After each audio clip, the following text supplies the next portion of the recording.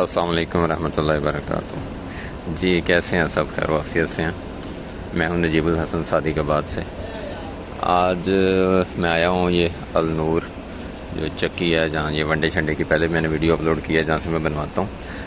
तो एक चीज़ जो है ना वो मैं और तजर्बा कर रहा हूँ। बताए इस तरह के काम करने पड़ते हैं हमें और फिर ही हम किसी नतीजे पे पहुँचते हैं। तो मैंने देखा है कि हमारे इलाके में ना ये किकर की फली डालते हैं जब आजकल पक रही है ना, तो इसका बड़ा फ़ायदा होता है जानवरों को। क्योंकि मैं रेवड़ अक्सर जाके देखता रहता हूँ तो किस खुराक के साथ जानवर बेहतर हो रहे हैं, किसके साथ डाउन हो रहे हैं, ये सारी चीज़ें पता लगती रहती हैं। जिन दिनों में ये कच्चा डाल रहे होते हैं यानी फली कच्ची होती है, उन दिनों में जानवरों को नज़ला, ज़ुकाम, खांसी, बुखार ये बड़े मसले होते हैं। लेकिन जब ये फली पक जाती है तो ये बड़ी फ़ायदेमंद हो जाती है। तो जब ये फली को देते हैं ना तो उसमें जानवर फली का जो समझे खोल है वो तो खा लेता है, लेकिन जो इसका दाना है ना वो काफ़ी हार्ड होता है, तो वैसे ही वो बाहर निकाल देता है। यहाँ जुगाली में बाहर निकाल देता है और यहाँ फिर वो क्या करता है कि उसको मेंगनियों के ज़रिए बाहर आ जाता है, वो ज़ाया होता है। और कोई भी फली है उसका जो बीज है वो अपने अंदर ऑयल भी रखता है, वो अपने अंदर और भी बहुत से मिनरल्स रखता है। तो मैंने सोचा कि क्यों ना इसको क्रश करवा लिया जाए, तजर्बा किया जाए। एक बोरा मैंने मंगवा के अपने गांव से ना, तो उसको लेके आया। मैंने कहा ये मुझे क्रश कर दें, तो ये अब क्रश करते हैं। तो इसको ना जानवरों को इस्तेमाल करके देखते हैं कि, और इस्तेमाल हम ऐसे ही करेंगे कि इसको वनडे में शामिल करके देंगे।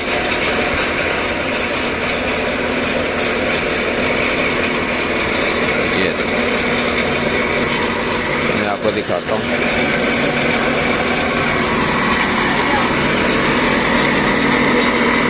बीज टूट रहे हैं, चल ठीक है। ये देखें जी, इसमें यह है कि बीज भी टूट गया।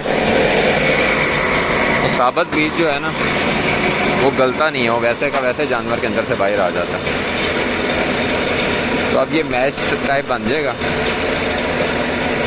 तो लेकिन इस तरह की चीज़ें जो भी हम अप्लाई करते हैं वो फ्रेश होनी बहुत ज़रूरी है, वरना ये टॉक्सिन का सबब भी बन जाती है। यानी गंदी ना हो, उनमें बहुत ज़्यादा मट्टी ना हो।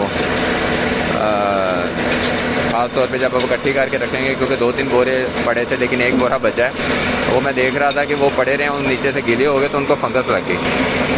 वो चीज़ हम इस्तेमाल नहीं कर सकते। ये एक छोटी सी टिप थी। बहरहाल जब इसे इस्तेमाल करेंगे तो इंशाल्लाह फिर इसकी अपडेट भी देंगे। उम्मीद तो बहुत है कि इसका फ़ायदा ही होगा।